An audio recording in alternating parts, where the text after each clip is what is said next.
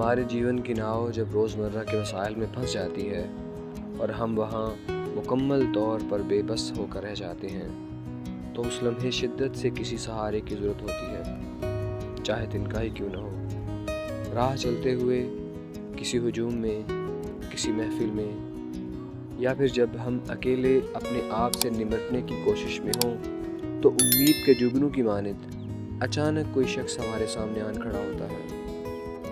کوئی ایسا شخص ہماری زندگی میں آ جاتا ہے جس کے متعلق دل فوراً فیصلہ کر دیتا ہے کہ ہاں، اس کا یہاں ہونا بے حد ضروری تھا، بر وقت اور ٹھیک جگہ آ کر ملا ہے۔ فقط کسی کے ہونے سے ہی ہمارے تنے ہوئے اعصاب پرسکون ہو جاتے ہیں۔ پھر ہمیں ادراک ہونے لگتا ہے کہ اس شخص کا یہاں ہونے کا مقصد کچھ اور ہے، شاید ہمیں سکھانا یا ہمیں بتانا کہ ہم کون ہیں، ہماری اصل ضرورت کیا ہے، ہم بننا کیا چاہتے ہیں اور ہم تلاش کیا کر رہے تھے۔ یہ لوگ کتاب کے اگلے ورق کی طرح ہوتے ہیں جن کے متعلق ہم پہلے سے نہیں جانتے کہ ان کا رویہ کیا ہوگا۔